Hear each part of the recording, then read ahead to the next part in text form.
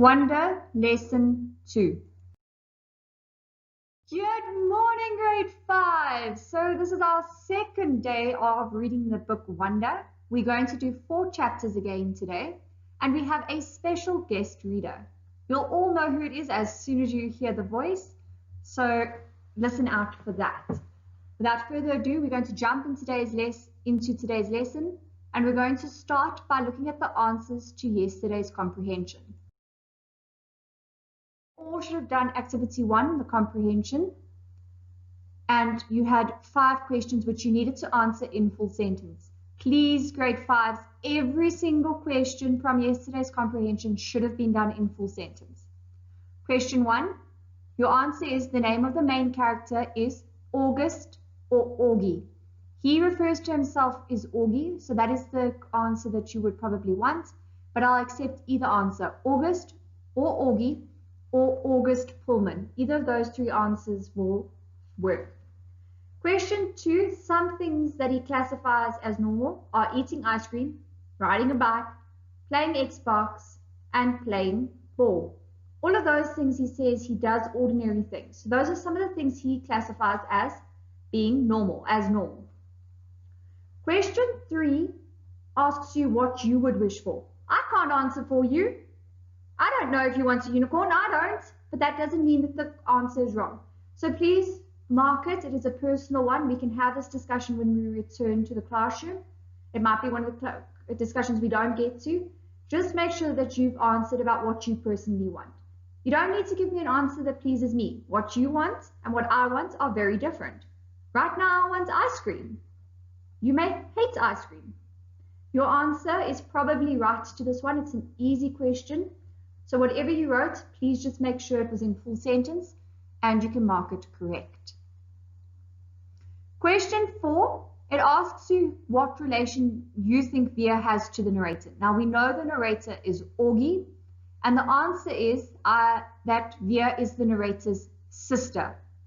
And this makes sense because he talks about mom, dad, and then Via. And we often talk about our family, we'll go mom, dad, and then we'll name a sibling, like a brother or a sister.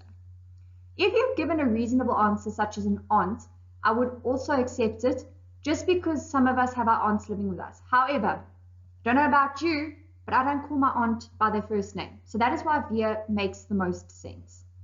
If you've got another reason, please just put a question mark. So if you've got anything other than sister, please just put a question mark and we can discuss it when you return to school. Number 5. So the word extraordinary means very unusual or remarkable. It's got something that we want to talk about. It's not ordinary. So your definition doesn't have to be word for word the same as mine, but just make sure that the meaning that you got is the same. We're now going to listen to chapter 5 of Wonder. Driving. It was a long drive home. I fell asleep in the back seat like I always do, my head in Via's lap like she was my pillow, a towel wrapped around the seatbelt so I wouldn't drool all over her. Via fell asleep too, and Mum and Dad talked quietly about grown-up things I didn't care about. I don't know how long I was sleeping, but when I woke up there was a full moon outside the car window. It was a purple night, and we were driving on a highway full of cars. And then I heard Mum and Dad talking about me. We can't keep protecting him, Mum whispered to Dad, who was driving. We can't just pretend he's going to wake up tomorrow and this isn't going to be his reality, because it is, Nate, and we have to help him learn to deal with it. We can't just keep avoiding situations that... So sending him off to middle school like a lamb to the slaughter, Dad answered angrily, but he didn't even finish his sentence because he saw me in the mirror looking up. What's a lamb to the slaughter? I asked sleepily. Go back to sleep, Augie, Dad said softly. Everyone will stare at me at school, I said, suddenly crying. Honey, Mum said. She turned around in the front seat and put her hand on my hand. You know, if you don't want to do this, you don't have to. But we spoke to the principal there and told him about you, and he really wants to meet you. What did you tell him about me? How funny you are, and how kind and smart. When I told him that you were a dragon rider when you were 6, he was like, wow, I have to meet this kid. Did you tell him anything else? I said. Mom smiled at me. Her smile kind of hugged me. I told him about all your surgeries and how brave you are, she said. So he knows what I look like, I asked. Well, we brought pictures from last summer in one talk, Dad said. We showed him pictures of the whole family and that great shot of you holding that flounder on the boat. You were there too? I have to admit I felt a little disappointed that he was part of this. We both talked to him, yes, Dad said. He's a really nice man. You would like him, Mom added. Suddenly it felt like they were on the same side. Wait, so when did you meet him? I said. He took us on a tour of the school last year, said Mom. Last year? I said. So you've been thinking about this for a whole year and you didn't tell me? We didn't know if you'd even get in, Augie, answered Mom. It's a really hard school to get into. There's a whole admissions process. I didn't see the point in telling you and having you get worked up about it unnecessarily. But you're right, Augie, we should have told you when we found out last month that you got in, said Dad. In hindsight, sighed Mom, yes, I guess. Did that lady who came to the house that time have something to do with this? I said. The one that gave me that test? Yes, actually, said Mom, looking guilty. Yes. You told me it was an IQ test, I said. I know, well, that was a white lie, she answered. It was a test you needed to take to get into the school. You did very well on it, by the way. So you lied, I said. A white lie, but yes. Sorry, she said, trying to smile. But when I didn't smile back, she turned around in her seat and faced forward. What's a lamb to the slaughter? I said. Mum sighed and gave Daddy a look. I shouldn't have said that, Dad said, looking at me in the rearview mirror. It's not true. Here's the thing. Mommy and I love you so much, we want to protect you in any way we can. It's just sometimes we want to do it in different ways. I don't want to go to school, I answered, folding my arms. It would be good for you, Augie, said Mum. Maybe I'll go next year, I answered, looking out the window. This year would be better, Augie, said Mum. You know why?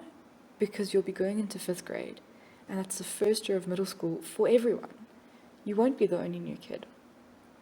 I'll be the only kid who looks like me, I said. I'm not going to say it won't be a big challenge for you, because you know better than that, she answered. But it'll be good for you, Augie. You'll make lots of friends, and you'll learn things you'd never learn with me. She turned in her seat again and looked at me. When we took the tour, you know what they had in their science lab? A little baby chick that was just hatching out of its egg. It was so cute. Augie, it actually reminded me of you when you were a little baby, with those big brown eyes of yours. Usually I love when they talk about when I was a baby. Sometimes I want to curl up into a tiny little ball and let them hug me and kiss me all over. I miss being a baby, not knowing stuff, but I wasn't in the mood for that right now. I don't want to go, I said.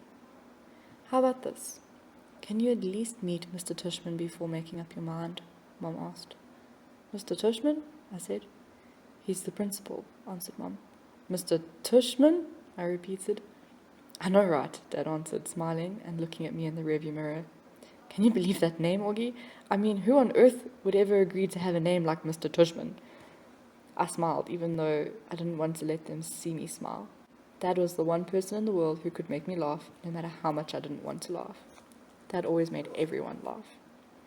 Augie, you should go to that school just so that you can hear his name said over the loudspeaker, Dad said excitedly. Can you imagine how funny it would be? Hello, paging Mr. Tushman. He was using a fake high old lady voice. Hi, Mr. Tushman, I see you're running a little behind today. Did your car get rear-ended again? What a bum rap. I started laughing, not even because I thought he was being that funny, but because I wasn't in the mood to stay mad anymore. It could be worse, though, Dad continued in his normal voice. Mommy and I had a professor in college called Miss Butt. Mom was laughing now, too. Is that for real? I said. Roberta Butt, Mom answered, raising her hand as if to swear. Bobby Butt. She had huge cheeks, said Dad. Nate, said Mom. What? She had big cheeks, that's all I'm saying. Mom laughed and shook her head at the same time. Hey, I know, said Dad excitedly. Let's fix them up on a blind date. Can you imagine? Miss Butt, meet Mr. Tushman. Mr. Tushman, here's Miss Butt. They could get married and have a bunch of little tushies. Poor Mr. Tushman, answered Mom, shaking her head. Augie hasn't even met the man yet, Nate. Who's Mr. Tushman? Via groggily said. She had just woken up. He's the principal of my new school, I answered.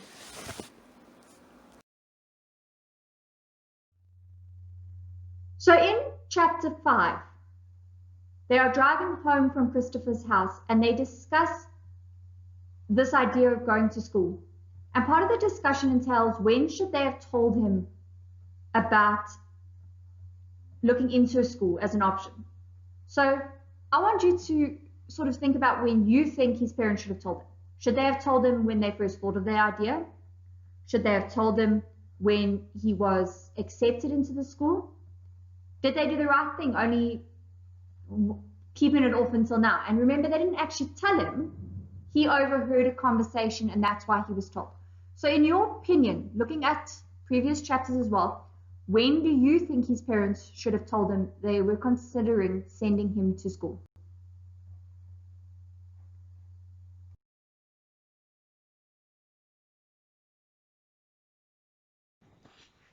Paging Mr. Tushman.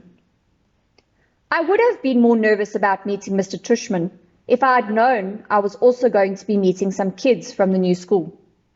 But I didn't know. So if anything, I was kind of giggly. I couldn't stop thinking about all the jokes Daddy had made about Mr. Tushman's name. So when me and Mom arrived at Beecher Prep a few weeks before the start of school, and I saw Mr. Tushman standing there, waiting for us at the entrance, I started giggling right away. He didn't look at all like what I pictured though. I guess I thought he would have a huge butt, but he didn't. In fact, he was a pretty normal guy. Tall and thin. Old, but not really old. He seemed nice. He shook my mom's hand first. Hi, Mr. Tushman. It's so nice to see you again, said Mom. This is my son, August. Mr. Tushman looked right at me and smiled and nodded. He put his hand out for me to shake. Hi, August, he said, totally normally. It's a pleasure to meet you. Hi, I mumbled, dropping my hand into his hand while I looked down at his feet. He was wearing red Adidas. So, he said, kneeling down in front of me so I couldn't look at his sneakers, but had to look at his face. Your mom and dad have told me a lot about you. Like, what have they told you? I asked. Sorry? Honey, you have to speak up, said Mom. Like what? I asked, trying not to mumble. I admit, I have a bad habit of mumbling. Well, that you like to read, said Mr. Tushman, and that you are a great artist. He had blue eyes with white eyelashes. And you're into science, right? Uh-huh, I said, nodding. We have a couple of great science electives at Beecher, he said. Maybe you'll take one of them. Uh-huh, I said, though I had no idea what an elective was. So are you ready to take a tour? You mean we're doing that now? I said. Did you think we were going to the movies? He answered, smiling as he stood up.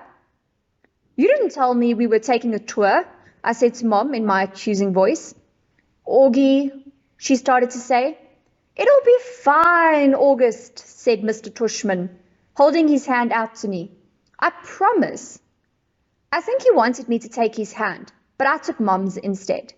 He smiled and started walking towards the entrance. Mommy gave my hand a little squeeze, though I don't know if it was an I love you squeeze or an I'm sorry squeeze. Probably a little of both. The only school I've ever been inside before was Via's. When I went with Mom and Dad to watch Via sing in spring concerts and stuff like that. This school was very different. It was smaller. It smelt like a hospital. Chapter 6 of Wonder, titled Paging Mr. Tushman. Now, don't know about you, but I agree with Wonder. That name, you can have a lot of images. There's a way to make it funny. But August mentions believes that he's more nervous about meeting kids his own age than he is about meeting the principal. So I want to know from you, if you were starting at a new school, who would you be more nervous to meet? The principal or kids your own age? I know from my own experience, I probably would have been more nervous meeting kids my own age because these are the kids that will potentially one day be my friends.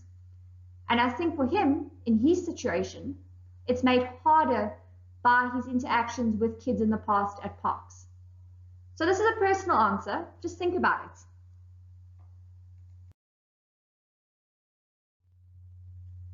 You now need to read Chapter 7, Nice Mrs. Garcia, by yourself. Please read it aloud. Again, you can do it to an adult, you can do it to a child, or you can do it to your mirror. Whatever is going to help you to grow in confidence. Work on pronunciation, and if there is a word that you do not know how to pronounce, feel free to Google it if you've got access to that, or to ask an adult. Now that you have finished reading the chapter Nice Mrs. Garcia, I want you to think about adults in your life. This could be a teacher, a parent, an aunt, any adult that you've come across. Do you ever notice when an adult looks scared or nervous? For me as a kid, it took me a long time to realize that adults feel scared and that they sometimes are unsure of what the right thing to do is. When did you realize that parents or adults weren't perfect, that they don't always have the answers? And furthermore, how did you feel about this realization? Did it make you feel better about yourself? Did it make you feel that it's okay to not always know what the right thing is? And when you think of that, maybe think about what you do when you're unsure. Who do you go to for help? The last chapter that you're going to read today is Chapter 8, Jackwell, Julian, and Charlotte. You're going to read it on your own, and it is quite a long chapter, so break it up if you need to, do it in parts. You are going to be answering comprehension questions, but they are general for most of the parts of it. There's just one that is very specific. So as you read, think about the characters, that's very important, and don't be afraid to go back and reread the chapter if you need to. So today's activity is again a comprehension, and it's based on Chapter 8, which is called Jackwell, Julian, and Charlotte. Please answer all 5 of these questions in full sentence on exam pad paper or in the book you've been using. Number 1, name 2 things that could be found on Mr. Trish Minh's desk. There are more than 2 things that are mentioned. You only have to name 2. Any 2, it's fine. Please be specific. Like say what it looks like, give as much detail as the book does. Question 2, on first impression, what do you think about Julian, Charlotte, and Jackwell? Why? Now this question is going to be important for tomorrow's lesson because we get to see these 3 characters without adults around and we learn more about them. But in those few short words that they each said, what kind of impression did you have about each of them? Or as a 3 of them collectively. You can do this answer as have the same impression for all 3. I don't know what your impression was. Give the answer that you got. Or you can separate and give me your impression of Julian, your impression of Charlotte, and your impression of Jackwell. It's up to you. Just make sure that the question is answered in full sentence. Question 3, what is the room number of Augie's class? This one is going to take a bit of looking. It's near the end of the chapter. And it is mentioned quite a few times. So just look for that room number for me. Question 4, what instrument does Mom say August wants to learn? Question 5, what does the word exaggerating mean? If you want to do a bit of an extension there, maybe think of an example to go along with your definition, but you do not have to. Just think of it, you don't need to write it down, because in tomorrow's lesson, I will be giving you some examples of exaggerating. I hope that everyone has enjoyed the 4 chapters of Wonder that we have read or listened to today. I am really missing my PE classes. I don't know if any of you are. I find that they warm me up in the cold. But since I can't do that, I'm going to be running out of here. And I hope that you enjoy the rest of your day. Bye, grade 5s.